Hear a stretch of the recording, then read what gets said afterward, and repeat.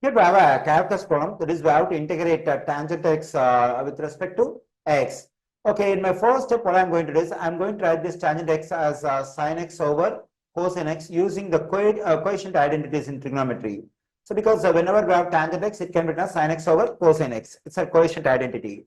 Okay, now let me consider a concept in integration, that is integral f prime of x over f of x dx.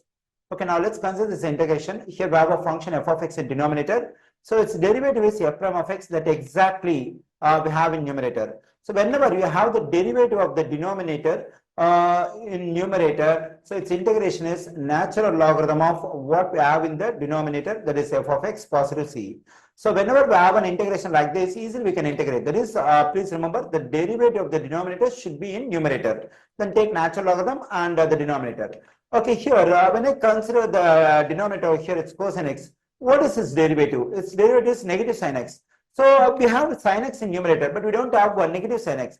So for that, what I'm going to do is I'm going to take a negative sign outside of the integral and also one negative sign inside of the integral along with sin x over cosine x dx. So even if I simplify this one, what will I get? Negative times sin will become positive. So because why I'm taking the negative sign over here and here, because I need negative sin x in numerator, because the derivative of the cosine x is negative sin x. Now the derivative of the denominator is in numerator. So then what is the integration of this function? Negative. So natural logarithm of what we have in numerator, that should be taken as it is, the natural logarithm of cosine x positive c. I am adding integral constant c because it's an indefinite integral, because we don't have the lower limit and upper limit. So whenever we evaluate an indefinite integral, we have to add the integral constant c.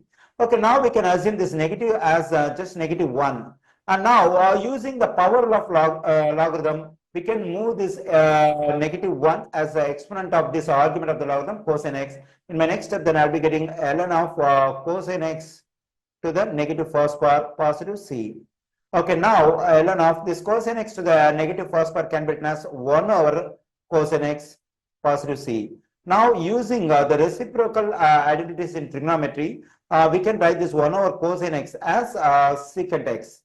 And also usually we take absolute value for the stuff, whatever stuff we get over here, we take absolute sign and then positive c. So why do we take absolute sign for secant x over here? Because logarithm is different only for positive values.